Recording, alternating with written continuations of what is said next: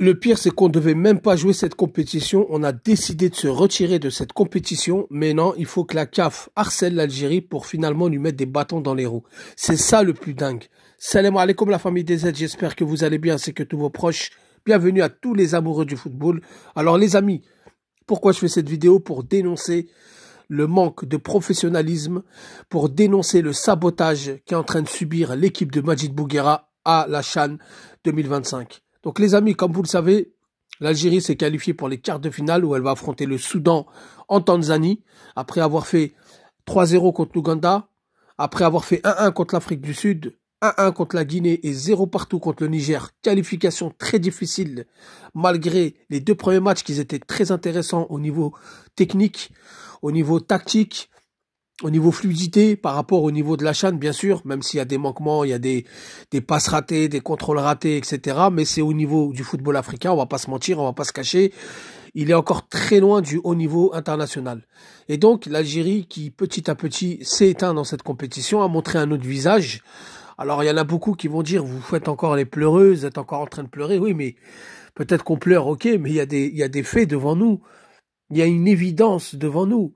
L'Algérie s'est entraînée dans un stade sans électricité. Ça me rappelle beaucoup de souvenirs. Ça me rappelle beaucoup de souvenirs dans le passé. Quand on les dénonçait à l'époque, ça va qu'aujourd'hui les Algériens se réveillent. À l'époque, on se faisait traiter même par nos propres frères algériens. Aujourd'hui, les Algériens se réveillent. Aujourd'hui, on sent qu'il y a quelque chose. Rappelez-vous la dernière CAN féminine au Maroc. Scotch, polémique, déstabilisation. L'équipe d'Algérie a fait un beau parcours. Ça faisait longtemps qu'elle n'avait pas été à la CAN. Un bon entraîneur comme Ben Stiti, il est venu. Il a remis tout ça dans les rails. On est arrivé, quart de finaliste, face au Ghana, perdu au penalty. S'il n'y aurait pas eu la déstabilisation psychologique, je pense que l'Algérie aurait pu aller loin dans cette compétition. Maintenant, on va au CHAN. Comme je vous ai dit dans l'introduction, on se retire, on ne veut pas jouer ce CHAN. On nous appelle, on nous harcèle. S'il vous plaît, s'il vous plaît. On accepte, on appelle Bouguera pour préparer les deux échéances CHAN et Coupe arabe. Qu'est-ce qui se passe? On joue, les pelouses sont bonnes, il n'y a rien à dire. On a joué en Ouganda, les pelouses sont magnifiques. Il n'y a rien à dire là-dessus. Elles sont même encore meilleures que dans des pays plus développés que l'Ouganda. Mais voilà, encore une fois, j'en ai pas parlé depuis le début, mais encore une fois, voilà, l'arbitrage qui regarde pas la VAR, qui de manière générale est plutôt correct, mais dans des actions litigieuses dans la surface, on peut quand même au moins faire appel à la VAR. Regardez, vérifiez. Non. Pourtant, il y a des contacts. Il y a des pays, un petit contact, VAR tout de suite penalty. Nous, on n'a pas le droit. Mais allez, on a dit, on va pas parler de l'arbitrage, on va pas dénoncer l'arbitrage, on va encore nous traiter de pleureuses. Et là, on s'entraîne dans un stade sans électricité. Nous sommes les seuls. À chaque fois, nous sommes les seuls à jouer dans des stades non homologués. Nous sommes les seuls à subir des changements d'horaire de match. Nous sommes les seuls à s'entraîner dans un stade sans électricité. Nous sommes les seuls à attendre le bus pendant 3 heures. À un moment donné, ça fait beaucoup, les gars. À un moment donné, tous ceux qui aiment le football, tous ceux qui sont attachés à leurs valeurs, à leurs principes et au football africain, va falloir dénoncer avec nous. Parce que là, l'hypocrisie ne peut plus se cacher. Il y a des pays, un petit truc, il y a des recours, ça fonctionne, ça marche, on écoute. Et ce qui est le paradoxal, c'est que la CAF nous en veut. Beaucoup de personnes à la CAF nous aiment pas. Pas parce qu'on est algérien. Attention, c'est pas parce qu'on est algérien, c'est parce qu'on dénonce les choses. On rentre pas dans leur magouille, leur trafic et leur corruption à plein nez où ça pue à l'international.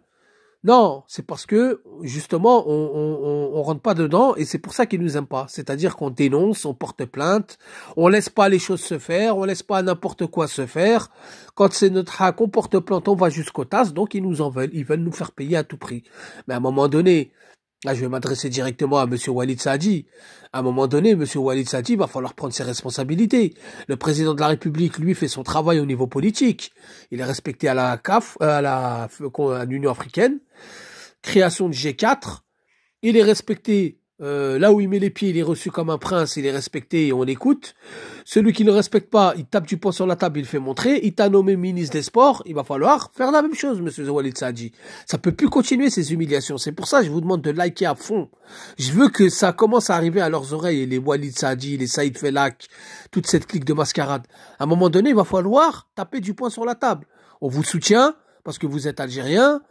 On fait des lives, on vous défend parce que vous êtes algérien et vous nous représentez. Mais à un moment donné, ça peut plus durer. À un moment donné, ces choses-là ne peuvent plus durer.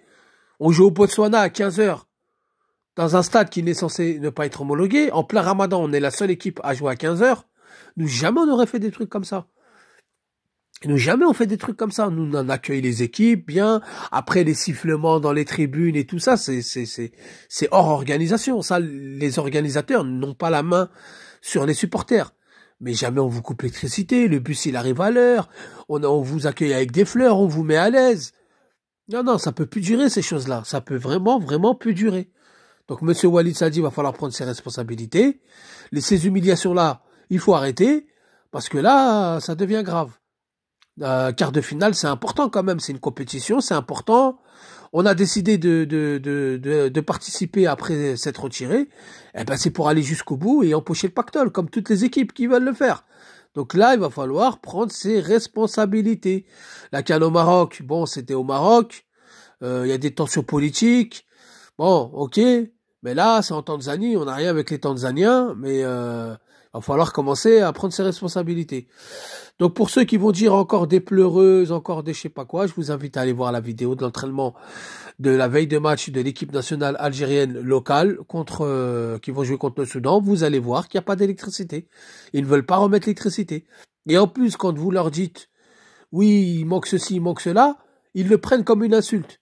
Zama, la rivalité entre l'Afrique du Nord et l'Afrique centrale et subsaharienne. Ouais, vous prenez pour qui, vous croyez qu'on n'est pas capable. Ah, mais en même temps, il n'y a pas d'électricité. C'est pas qu'il n'était pas capable, c'est qu'il n'y a pas d'électricité. Donc voilà, la famille, dites-moi ce que vous en pensez en commentaire. N'hésitez surtout pas à liker, les amis. Merci d'avoir visionné la vidéo. Salam alaikum, que la paix soit sur vous.